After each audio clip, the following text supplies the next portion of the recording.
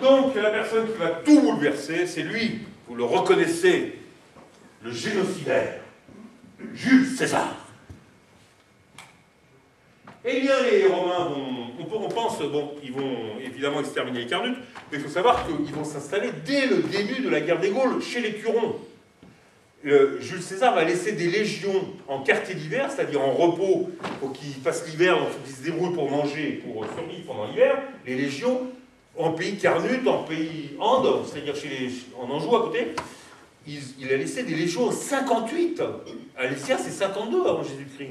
58 avant Jésus-Christ, donc 6 ans avant, des légions déjà qui étaient là. Et après la bataille d'Alessia, après le massacre au Carnute, eh bien, il a installé 2 légions sur la frontière Carnute-Turon.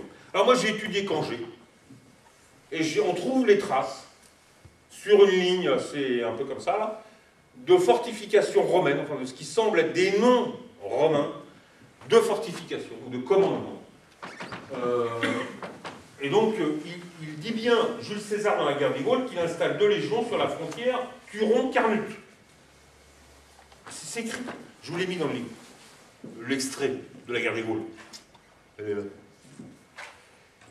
Et alors, donc, ces légions, voilà, vous imaginez, vous avez une ligne. Derrière, ils ont massacré tout le monde. Ils sont en train de coloniser, ils font des rectangles comme les anglo-saxons quand ils ont envahi les États-Unis. Ils ont tué tous les Indiens, puis ils ont fait des rectangles, puis ils les ont rendus. Enfin là, c'était donné aux légionnaires. Ben, les carrés, on les trouve à Cangé. Les carrés de la centuriation romaine, on la trouve à Cangé. Et on la trouve sur toute la Beauce. Sur le Blaisois, par là. Mais ici, non. À Possé, non. Et les Romains sont à 5-6 km.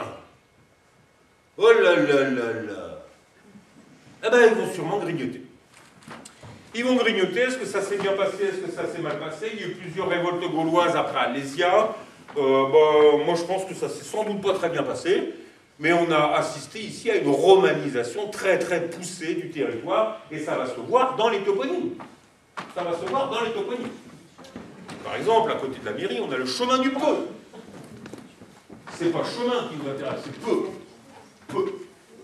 Eh ben, c'est un toponyme de géomorphologie romaine. Peu. Chemin du Peu. Vous voyez, ça grimpe. Hein. Eh ben, ça grimpe encore. Hein. Et ça grimpe jusqu'au Peu. Et le Peu, c'est quoi? Peu. Eh bien, ça vient de podium, qui veut dire la hauteur. Et ça a donné des noms comme Peu, Po, Pou, Pied, Puits. Par exemple, le puits du Fou. Le puits du Fou. Le puits de Sancy. Ou le Peu de Posse. J'allais donner ma langue au chat. Le Peu, donc c'est une hauteur. Et on voit bien que ce sont dans 2 zones très romanisées, c'est-à-dire des zones de frontières entre Carnute et Turon, là, et entre Andes et Turon, là. Peu. Donc c'est vraiment un mot de romanisation. Peu. Et on a Possé. Alors là, vous commencez certainement à devenir des experts. C'est-à-dire que vous voyez Possé. Alors vous dites, eh ben là on a Po et Sé. Eh ben oui, c'est ça. Eh bien, Po, c'est le Peu. Ah oui, c'est le Peu. Po. Et Sé, ben c'est l'arrière-barre. Alors, les explications qui ont été données pour Possé ne sont pas du tout ça, pour l'instant. Donc j'arrive avec une nouvelle théorie. C'est que Possé... Alors, comment faisaient dans les années 60 les toponymistes? D'ailleurs, jusqu'à aujourd'hui, hein, vous allez au supermarché, vous achetez un bouquin de toponymie. C'est quoi l'origine de Possé? Moi, je vais vous expliquer d'où ça vient. Alors, ils disent que ça vient de Posseium, Posseius, qui était un nom de propriétaire romain, de riche propriétaire de villes romaines. Et donc, ça a donné Possiacum. Possiacum, c'est la villa de ce riche propriétaire romain qui s'appelait Possius. Alors, c'est n'importe quoi. D'où ça vient? Le problème, c'est pas de savoir si c'est n'importe quoi ou pas, c'est d'où ça vient. C'est que dans les années 60, quand ils ont commencé à faire de la toponymie, les gens n'allaient pas voir le terrain. Ils prenaient les dictionnaires qu'il y avait. C'est des gens à Paris, tout ça, dans les bibliothèques. Ils faisaient des grands dictionnaires, je pense à Ernest Nègre, ou à Dauzat, ou Je les ai, ces dictionnaires-là. Ceux d'avant aussi. Et ils utilisent quoi? Ils disent possé. Bon, on a quoi comme dictionnaire? Eh ben, ils avaient des dictionnaires faits par les Italiens et les Allemands sur les noms de personnes. Donc vous aviez des dictionnaires des noms de personnes latines, qu'on trouve dans les sources latines. Vous aviez des noms de personnes germaniques, qu'on trouve plus tard dans les textes germains. Et donc, ils regardaient là-dedans, possé, alors bon, on cherche POC, Possius, un nom d'homme romain connu. Voilà. Eh bien non. Possé. Donc l'idée, ça serait que peu au pot, ça serait le peu, effectivement, à la hauteur, et C, ça serait en bas. Alors, sachez que la châtellenie de Possé s'appelait, avant la Révolution, la châtellenie du haut et bas Possé. C'est-à-dire qu'en fait, on a perdu le sens de Possé. Mais on appelle ça encore le haut et le bas. La châtellenie du haut et du bas Possé. Ça veut dire ça, Possé, en haut et bas.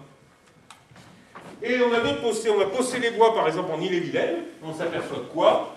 Un Possé-les-Bois, Possé, ben, c'est juste à la limite d'une hauteur, là. Et la Vilaine fait un méandre qui vient toucher presque la hauteur.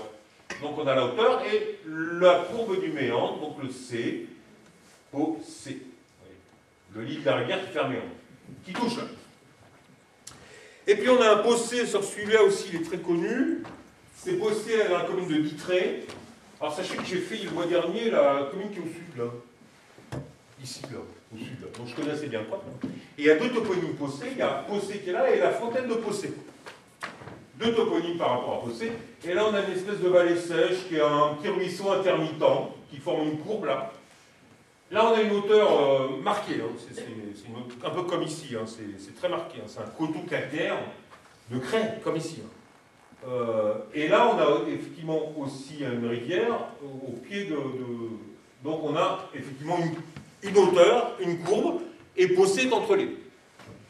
Alors, il y a d'autres Possés. Je vous ai fait un peu le bilan dans le bouquin, mais il semblerait que Possé, ça veuille bien que le pot vient bien de podium, un pot, pied, etc.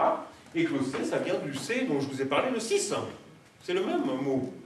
Et on a bien Possé, avec la ramberge là, et la ramberge, Possé.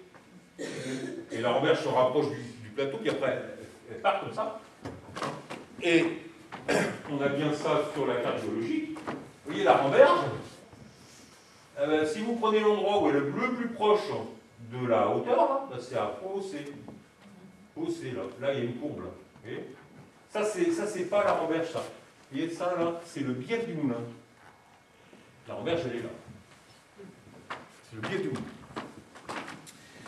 Et à côté, pas loin, on a un mot exactement synonyme. Et la 6 se rapproche, c'est l'endroit où la 6 est le plus proche du coteau, on sait.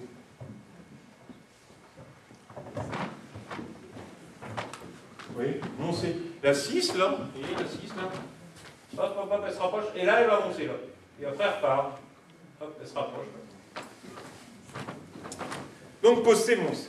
Et puis, à côté de Moncé, donc Possé, au bas. Châtellenie du haut et du bas Possé. Donc, le sens a été perdu, mais au Moyen-Âge, quand ils ont créé la seigneurie, ils l'ont appelé du haut et du bas. La seigneurie du haut et du bas. Bah oui, il y a vraiment un haut et un bas. Pour passer du haut au bas, c'est pas facile. C'est assez raide. Et Possé, on le voit, je vous ai montré tout à l'heure les peu, hein, qui étaient ici et là. Ben, les pots, c'est dans les trous aussi dans la zone des peu. Donc c'est un nom de romanisation. Romanisation, la châtellenie du haut et du bas Possé.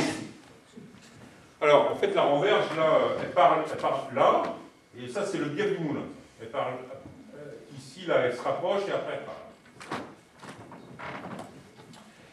Et on a à côté de Possé la Roche-Possé. La Roche-Posée. Est-ce que ça a à voir avec la Roche-Posée? Bah oui. C'est quoi la Roche-Posée? Vous allez voir une carte géologique, une carte, vous verrez que c'est bien une hauteur, avec des roches, avec du calcaire, avec des grottes aussi, des roches roche, ça veut dire greuser. Donc du rocher.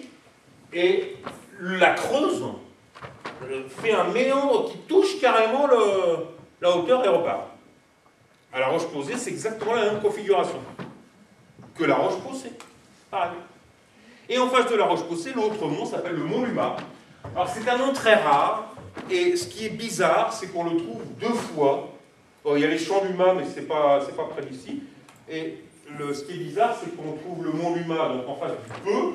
Le Peu est là, le mont Luma est en face. Et on trouve un mont Luma à Limeray, qui est pas du tout la mode féodale, là. Cette espèce de mode, là, c'est une mode féodale. Le mont Luma, c'est tout ce mont, là. Hein. C'est le mont dans son entier, là. Eh bien, c'est un mot aussi de géomorphologie romaine. Montis, c'est du latin. Et Luma, c'est aussi du latin. Luma, ça veut dire les épines. Les épines. Donc, c'était un mont broussailleux, épineux, qui était inoccupé, en fait. Parce qu'il fallait y monter. Et que les Romains, comme on était dans une période plutôt de paix, s'installaient plutôt dans le bas, dans les vallées. Et pas trop sur les hauteurs. Alors que les Gaulois étaient sur les hauteurs. On a un peu l'explication de la disparition des villages gaulois. Et on a Jupo. Eh bien, vous commencez à être habitué. Jupo. Alors, on a encore Po, la hauteur, là. Et Ju, c'est Jupiter. Ju. C'est la hauteur de Jupiter. Eh bien, c'est le mot romain qui a remplacé Navisso. Parce que Jupo est juste à côté de Navisso. C'est la même hauteur. Sauf que Jupo est installé plutôt en bas. De la hauteur. Jupo. Jovis, Jupiter. Et tous les sommets enfin les grands sommets sont dédiés à Jupiter. Jupiter, c'est le dieu des sommets. Epo, podium. Jupo. Et puis à côté de Navisso, Jupo, etc., on a aussi la hauteur du bois d'Ormus. Alors là, l'explication elle est beaucoup plus compliquée. Je ne vais pas rentrer dans le détail, mais il y a 2 solutions. Enfin, en tout cas, j'en ai trouvé 2, il y en a peut-être d'autres. Le bois d'Ormus, il y aurait 2 solutions. Ça serait le bois d'Ormus, le bois d'en haut, dans Sus, en fait. Le bois d'au-dessus. Première solution. Ou dans Us, ça serait une forme romaine qui veut dire brûler. Et donc, ça serait le bois brûlé. Ce qui n'est pas tout à fait idiot, parce qu'il y a sur Limeray, il y a des toponymes qui évoquent d'une autre manière les bois brûlés, à côté. Donc les 2 solutions ne sont pas idiotes. Mais des fois, j'ai remarqué en toponymie, des fois on trouve 2 solutions qui ne sont pas idiotes, et on se dit que les gens ils ont dû choisir ce mot-là parce que ça correspondait aux 2 solutions. Vous voyez, des fois c'est bizarre. Donc on a les hauteurs, hein. Le mont Luma, Popossé, Peu, Navisso qui est devenu Jupo, là, le bois d'Ormus. Alors ici il y a un autre auteur qui s'appelle Pu, on verra plus tard. Donc tout ça c'est de la géomorphologie romaine, et on a aussi des noms de végétaux qui sont gallo-romains. Bésodière, hier, c'est le suffixe aria, donc ça semble romain, mais bézo, c'est une très vieille racine gauloise, bétu, qui signifie les bouleaux. Et on est à côté de Navisso. Oui, je vous ai dit, pour fabriquer des bateaux, il faut des bouleaux. Eh bien, la Bésodière, on est à côté. C'est un bois de bouleaux. Bésodière. Donc des bouleaux, à côté de Navisso, et puis on a les quenets. Alors les quenets, il faut les voir comme des chênes. Le et, c'est peut-être un diminutif, et et quenet, ça ken. Le que est devenu che au Moyen-Âge. Donc ken, chêne. Ça vient du gaulois cassanos ou du latin cassanus, c'est la même origine. Eh bien, c'est des bois de chêne. C'est à côté, au sud de Navisso. C'est le même plateau. Des chênes, les quenets. Alors, c'est un mot assez rare, hein. On le trouve un peu dans la région, surtout dans le nord. Là. Surtout dans le nord. Et puis, on a les vovelleries, qui est aussi gallo-romain. C'est-à-dire qu'on a un bout gaulois et un bout romain. Le riz, c'est aria, c'est latin. Elle, c'est un suffixe, c'est un diminutif qui est en même temps gaulois et latin. Et on a vov. En fait, ça peut s'écrire comme ça. Mais vovellerie, c'est un endroit de vovel. Et vovel est le diminutif de veuve. Et veuve, c'est comme veuve, c'est le même mot, c'est très connu. Ça vient du gaulois vidois, qui veut dire les bois. Les bois, la vovellerie. Il y avait les petits bois. Vovellerie, ça veut dire les petits bois. Alors certains disent bois sacré. Bon, moi je trouve que c'est plutôt Breuil au niveau du gaulois qui sont des bois sacrés. Les Breuil, Vauveuf, je ne sais pas. Mais ça a rapport avec les bois. Et c'est très local, Vauve. Vous voyez, on a Vauve, Vauvel, Vauvette, Vauvellerie. C'est très très local. On a la Beauce, c'est un peu la Touraine, Loire-et-Cher. C'est très très local. Et puis on a la fouinerie aussi qui évoque des arbres. Foin, foine, fin, fouine, fin, c'est le fruit du hêtre. Ça vient du latin phénome. Donc c'est ce fruit-là. Et donc la fouinerie, bah, c'était un bois de hêtre. La fouinerie. On dit aussi foinerie, foinerie. J'ai trouvé des foineries aussi. Pour le même nom de lieu. Et puis on a aussi des évocations de zones humides avec les saulées, qui sont, ça vient du latin salix. Hein, donc c'est dans la vallée de la Ramberge, les saules. On a le saule en haut sur les Rouers, c'est un nom saulé avec la terminaison est très très local. Les Touraine, Anjou et Mayenne. Alors que le saule, c'est différent. Oui, c'est vrai, saule, c'est différent. Et saule, c'est plus tardif. La forme saule, c'est plus tardif. Et on a l'Aunay. L'Aunay qui est aussi romain. Alors, les gens ont perdu le sang parce que les zones ont quasiment disparu du territoire. Il faut savoir qu'il y en avait quasiment dans toutes les zones humides. Le territoire était beaucoup plus humide autrefois qu'aujourd'hui. Beaucoup plus. Et donc, il y avait des zones un peu partout. Et l'Aunay, il faut le voir comme l'apostrophe Aunay, qui vient du latin anus, qui sont des arbres des aulnes, qui sont des arbres de zones humides. Un arbre aussi sacré chez les Gaulois, parce que le bois était imputrescible. Et qu'ils construisaient, par exemple, s'ils avaient des pilotis à faire pour des ports ou pour des maisons lacustres, ils construisaient en aulne. Le bois ne pourrit pas. Les aulnes. Donc, zone très humide. Alors là, on n'a que le toponyme launay de la région, mais si on prend toutes les familles aulnes et les mots gaulois vernes, qui sont aussi des aulnes, c'est noir là. Ça, c'est Touraine-Berry, c'est noir. Aulnay. D'Aulne. Voilà, et puis on a aussi donc on a fait les hauts, la végétation, il nous faut les rivières, les vallées. On a Ramberge. Alors Ramberge, il y a deux solutions. Ramberge. Soit Ramberg, c'est du francisque, donc c'est du germain. C'est du germain. Ram, c'est le corbeau, et Berg, c'est la hauteur, la montagne du corbeau. Oh, ça paraît pas, il nous raconte n'importe quoi. On a le bois des corbeaux à côté, là, quand j'ai Limerine. On a les corbeaux, hein. Le bois des corbeaux, à côté. Donc c'est pas tout à fait idiot. La référence au corbeau n'est pas tout à fait idiot. Mais je préfère trouver, parce que là, ça nous porte au Moyen-Âge, là. Enfin, disons au début du Moyen-Âge. Moi, je préfère, oui, c'est compliqué. Hein. C'est compliqué. Vous imaginez pas à quel point je me suis arraché les cheveux. C'est pour ça que personne ne fait ce métier. Les corbeaux. Moi, je préfère y voir Ran, donc la racine gauloise Renos, qui veut dire la rivière, le ruisseau, enfin la petite rivière, le ruisseau. Rhin, ça a donné le Rhin, qui n'est pas vraiment un petit ruisseau. Rhin, hein. Et Berge, qui est aussi un mot gaulois, enfin, d'origine gauloise, qui vient du gaulois Barica, qui veut dire le bord de la rivière.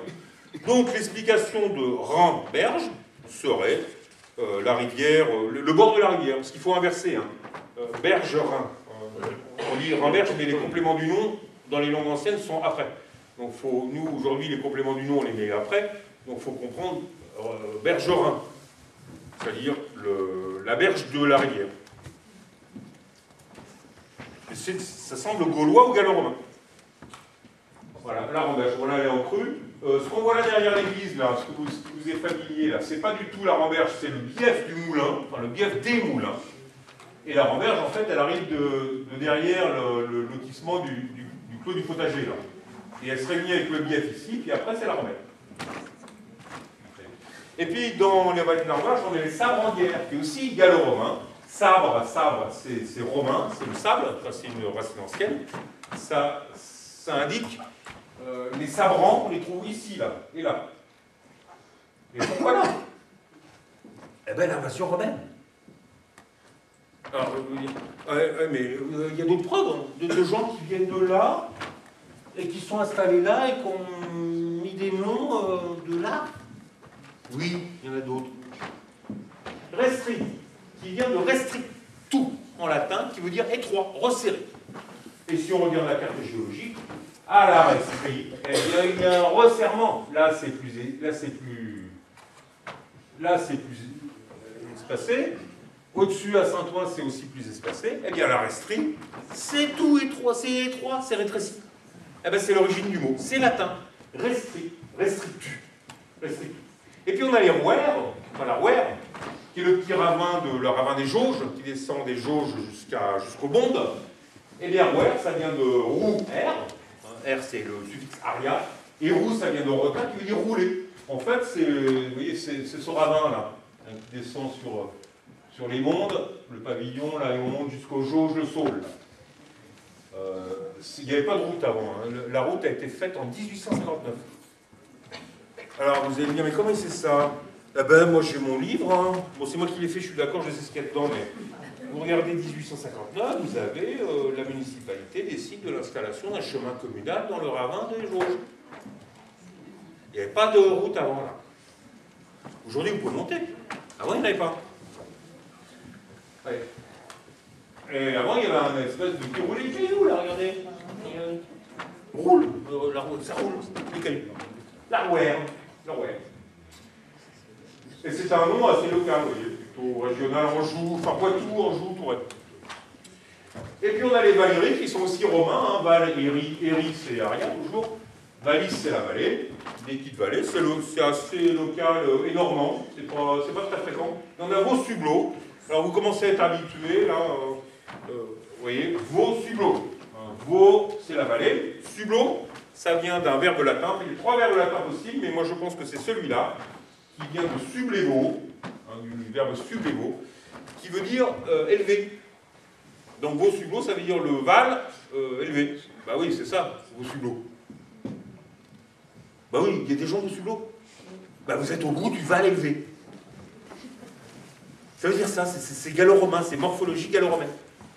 Vaux-Subleau, et on est là au Subleau, là, on a le val qui monte, là, il est là au Subleau, là. Donc le val, les Valéries sont là, là on a Vauremberge, j'en parlerai plus tard. Et là on a le rouer, le ravin des jours. Et vous voyez que le Mont Luma s'appelle Mont Luma parce qu'il faut passer, vous imaginez le chemin qu'il faut pour monter? Donc c'était en friche. Hein. Et on a Maubourg.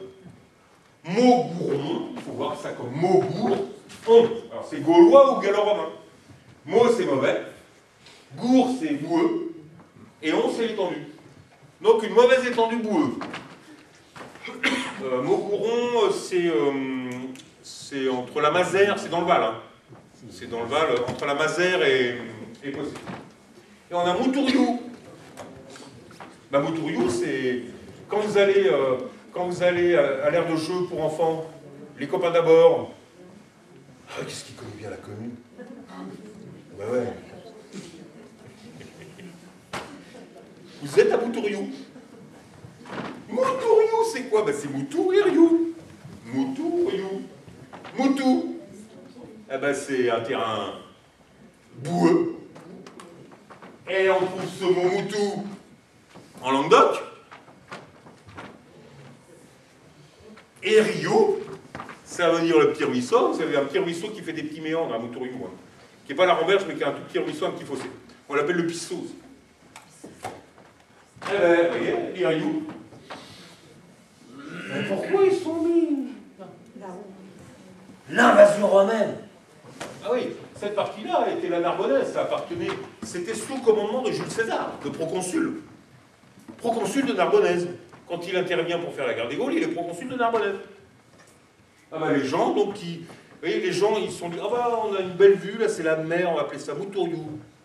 Ouais, le Languedoc. En fait, quand vous voulez aller en Languedoc, ah ben vous allez à l'aire de jeu des copains d'abord, ah ben vous êtes au soleil, sur la côte d'Ossienne.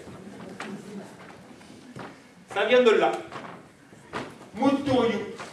Et puis on a quelques noms qui évoquent des activités, hein, ou des... Dans le Val, par exemple, on a les Fougerets et les Fougères, qui évoquent des fougères, c'est un mot assez dispersé, on le trouve surtout dans le Jura, Fougerets sous cette forme-là. On a la ramée qui évoque aussi des végétations, un ramus c'est le rameau, la branche, et on peut se dire c'est un mot fréquent. Les toponymistes ils disent c'est un nom d'auberge où il y avait une rame ou une branche comme enseigne. En fait, moi j'ai trouvé le mot ramée au XIIIe siècle.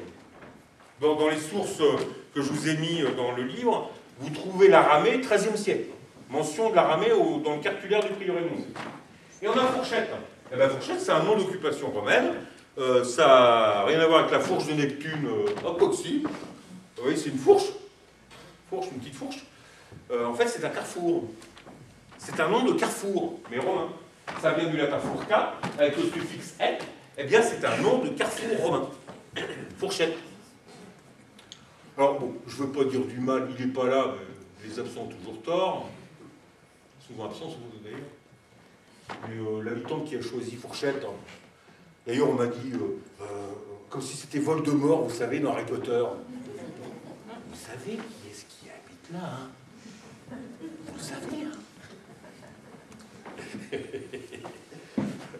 A-t-il choisi Fourchette pour le nom, l'évocation de la fourche? Je ne sais pas.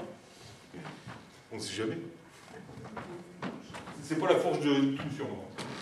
Enfin bon, arrêtons de plaisanter. Fourchette, donc c'est une petite fourche, un carrefour. Et donc voilà, on arrive à peu près à la fin de la période gallo-romaine. Et là, on a des restes qui ont été trouvés de poteries et d'amphores sur Fougeray.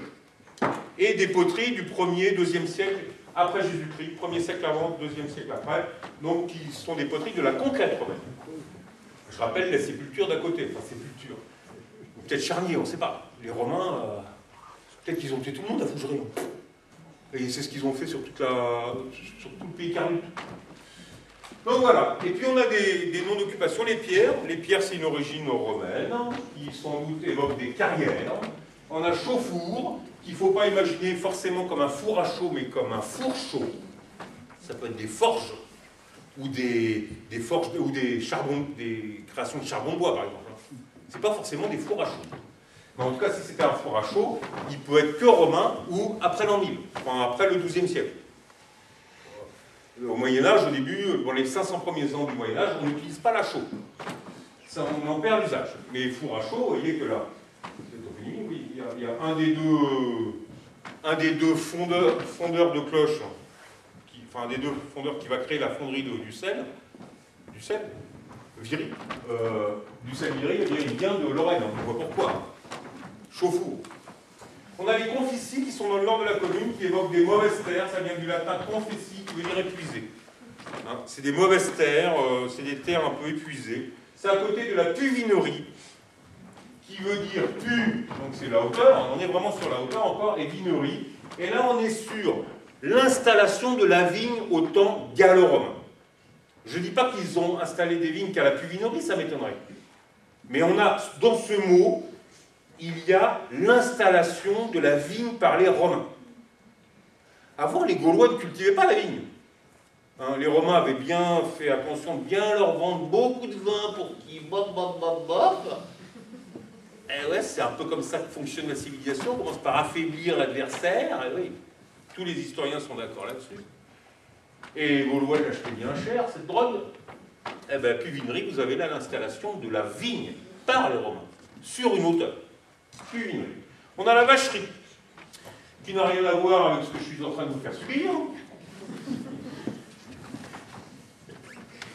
qui vient de vaca aria. Vaca, c'est la vache, hein. Aria. En fait, ce qu'il faut comprendre, c'est que on a les Romains là, derrière, zone céréalière, quasiment pas d'élevage. C'est des gens, ils mangent de la viande. Et on a la partie, ce qu'on appelle, là c'est la guerre, c'est-à-dire les champs. Et c'est la région colonisée. Et on a la partie, là, Touraine, même Anjou, Mayenne, etc., qu'on appelle le Celtus, hein, c'est-à-dire la zone sauvage. Je suis désolé, c'est comme ça. Le Celtus. Et dans ce Celtus, c'est du bocage. Et dans ce bocage, on fait de l'élevage. Et donc, ces gens, là-bas, à l'est, ils ont besoin de manger de la viande. Et la viande, il n'y a pas de camion frigorifique. Donc il faut des endroits pour la stocker. Et pour que la viande, elle est encore vivante, elle mange. Eh bien, c'est des prairies qui servent à ça. C'est des prairies de stockage pour le commerce de la viande. Vous voyez, on trouve là, à l'entrée d'Italie, des vacheries à plein. Là, c'est des marchés aussi à viande. Et puis, on a des vacheries là, sur une grande colonne qui va de la Normandie au seuil du Poitou, hein, entre le pays de bocage et les pays céréaliers. Eh bien, ce sont des stockages de viande. Et on trouve exactement la même chose à Limeray avec la pâquerie. La pâquerie, c'est la même chose. La pâquerie, ceux qui connaissent un petit peu le coin. Hein, la pâquerie, c'est pareil. C'est un synonyme de vacherie. C'est des pâturages pour la viande sur pied qu'on emmène, en fait, pour être vendue. La vacherie. Voilà. Et puis, on a un seul nom qui évoque un habitat. Enfin, on en a deux qui évoquent un habitat. On a Villeray, qui vient du latin villare, qui veut dire petite ferme, petite exploitation agricole. C'est plutôt un mot de la fin de l'Antiquité. Fin de l'Antiquité. Peut-être début du Moyen-Âge. C'est un mot qui n'est pas très fréquent. On le trouve un petit peu dans la région, là. C'est-à-dire dans la zone qui était tenue par Syagrius. On verra ce que c'est. Et puis vous avez la Mazère, qui vient du latin maceria, qui a donné aussi les mazières et les mézières, qui veut dire ruine. Enfin, ça veut dire aussi enclos, mais il est plus probable de voir ruine. Et oui, ce qu'il faut comprendre, c'est qu'après les invasions barbares, plus personne ne construisait en maçonnerie. Donc il y a des ruines gallo-romaines qui étaient restées là. Après, elles ont servi de carrière à partir du XIIe, XIIIe siècle, mais elles sont restées comme ruines gallo-romaines. Et ce qui est bizarre, c'est qu'on en trouve beaucoup, enfin ici dans la région là, mais beaucoup dans le sud-ouest là. Alors pourquoi le sud-ouest? Je pense que Mazère a un autre sens ici que là. Ça doit être différent. Et donc il faut imaginer à la Mazère qu'il y avait un habitat gallo-romain qui avait des ruines. Et ces ruines ont disparu. Parce que, bah ouais, vous avez besoin de pierre, rien ne sert d'aller tailler la roche, vous allez prendre dans les murs. Hein. Même si les murs sont durs, les murs romains sont durs. Voilà, donc il y avait sans vidéo, peut-être pas aussi belle que ça, je vous ai mis une belle photo de leur ruine, pour vous faire rêver un peu. Mais pourquoi pas? Pourquoi pas? À la Mazère et à la Haute Mazère. Pourquoi pas? À la fin de l'Antiquité, c'est la christianisation, notamment par Saint Martin, qui va devenir universellement célèbre dans toute l'Europe, à tel point que Clovis, lorsqu'il va aller mettre la pâtée aux Visigoths, il va se recueillir devant la tombe de Saint Martin à Tours, et il va dire à ses guerriers, surtout quand vous traversez la région de Saint Martin, c'est entre Paris et Tours, et puis après un peu au sud, surtout vous ne touchez à rien, et vous broutez l'herbe, mais c'est tout. Donc, le culte de Saint Martin, le centre culturel au début du Moyen-Âge, au moment de l'invasion romaine, de l'invasion franque, c'est Tours, Saint-Martin. C'est pas Paris, hein. C'est Saint-Martin. C'est tout. Donc Saint-Martin qui va évangéliser, il n'a pas laissé de traces ici. Et on arrive aux invasions barbares. Donc Saint-Martin meurt en 496 et les invasions barbares, c'est 10 ans plus tard. La grande ruée, c'est 406, et 100 ans plus tard, ce sera Clovis qui viendra dans le coin, mais en fait, beaucoup de dégâts sont déjà faits. Vous voyez, je vous ai parlé de Villeray, là, on avait une zone là, c'est la zone du royaume gallo-romain de Syagrius, c'était la seule zone romaine qui subsistait. Les Visigoths s'étaient installés en Espagne et dans le sud de la France. Là, on avait les Burgondes, les Alavans, les Francs au nord, un royaume barbare aussi s'était installé en Italie, et donc il n'y avait plus que ça. De gallo-romain en Europe occidentale, il n'y avait plus que ça. Le royaume de Syagrius. Et Clovis veut lui mettre la pâtée à la bataille de Soissons. On connaît peut-être l'épisode du vase de Soissons. Hein, voilà, bah, c'est la bataille de Soissons. Et puis, après la bataille de Soissons, Clovis va envahir une partie du royaume de Syagrius. Les Bretons qui ont été chassés de Bretagne par les Angles et les Saxons, qui n'ont jamais été romanisés. Hein. C'est des gens qui veulent refaire l'Empire romain, mais ils n'ont jamais été romanisés. Hein. Ah ouais, faut le savoir. Enfin, faut aller leur dire.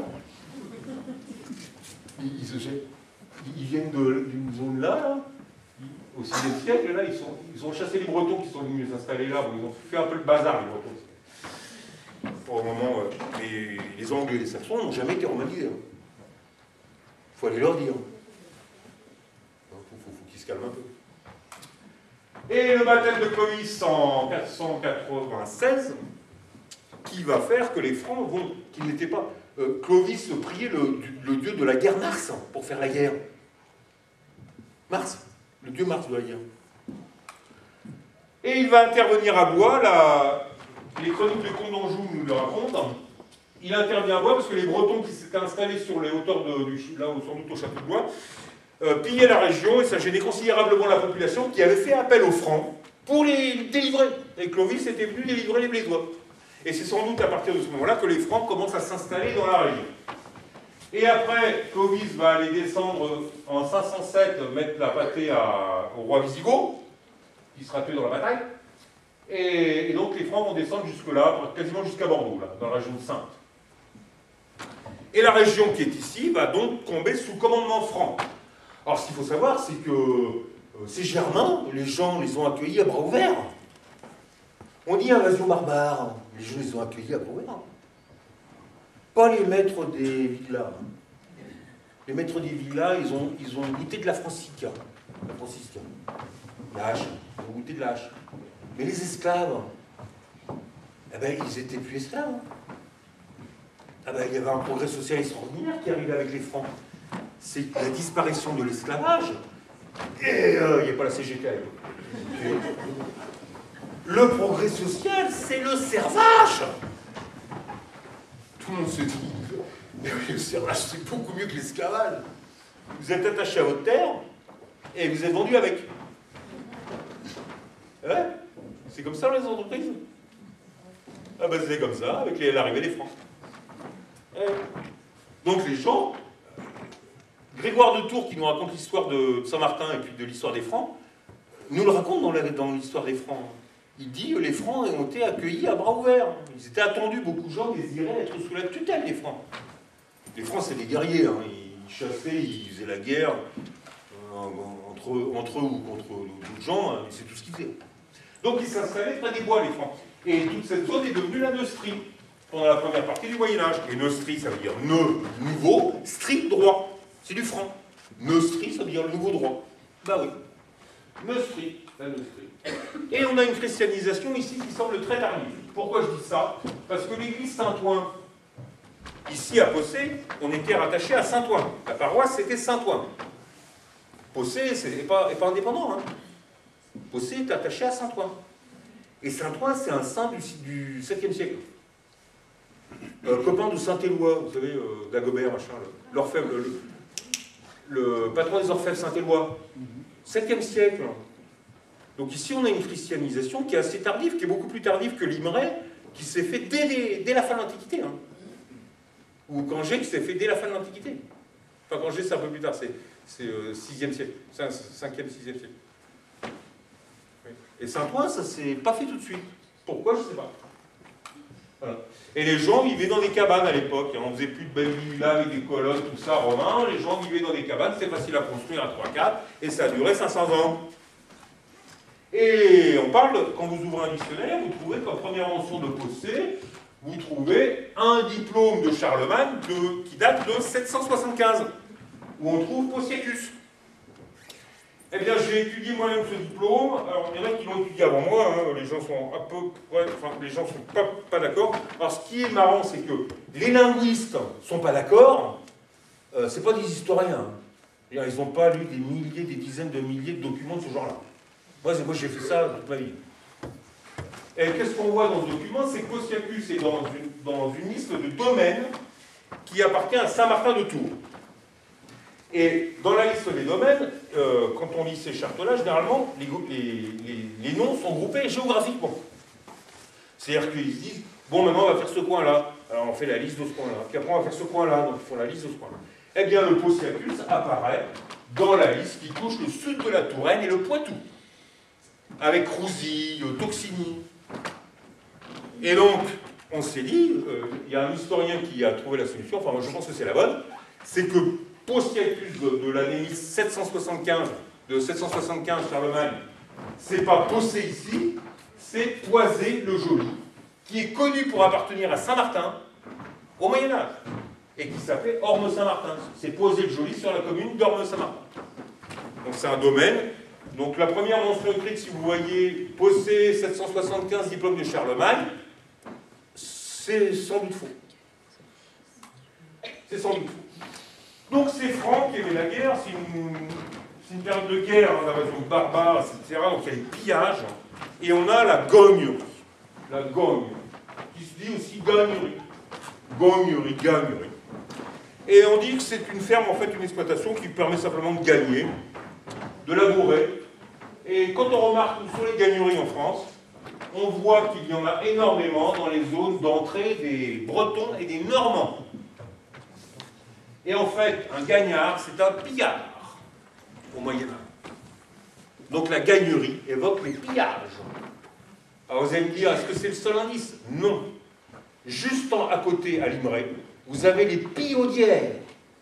Et dans le Val, les pillardières. On est sur une zone frontière entre la Touraine et le comté d'Anjou, le comté de Blois, qui sont séparés dans toute la première partie du Moyen-Âge. Eh bien, c'est une zone de pillage, de guerre. Et la gagnerie, c'est le souvenir de ça. Donc les francs qui sont très à la mode, tout le monde va porter des noms francs, enfin quasiment tout le monde va porter des noms barbares, enfin des noms germains, dans la première moitié du Moyen-Âge, pendant près de 500 ans. Ça laisse des traces. Par exemple, vous avez l'Augardière, qui est l'autre nom qui était donné à la Restrie. Alors, la Restrie, elle avait deux noms, elle s'appelait la Restrie, d'origine romaine, mais elle s'appelait aussi l'Augardière. Alors c'est un nom germain, alors les Germains, ils font un peu comme les Gaulois, mais les Gaulois, ils avaient des noms, par exemple, le chef des tueurs des ombres. Le truc de jeu vidéo, hein. Ça n'a pas changé. Les gens aujourd'hui se surnomment Rambo, je sais pas quoi. Eh ben les Francs, c'est pareil. Hein. Donc, Agardière, hein, ça vient de Adalgar. Adal, c'est le noble. Bah oui, t'as qu'à faire. Hein. Et Garde, c'est la maison. Donc c'est la maison noble. Agardière, c'est la maison noble. On a les Germos au nord du Ménard, au nord de Fourchette. Germos, c'est les parcelles. Ça vient de Germos. Ger, c'est la lance. Et Beau, c'est audacieux. Ou gouverner. Donc, la lance audacieuse ou gouvernée par la lance. On a le Ménard.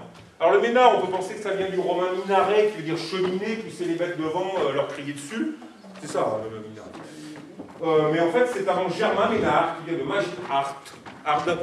Magine, c'est la force, la puissance, et Art, c'est dur, fort.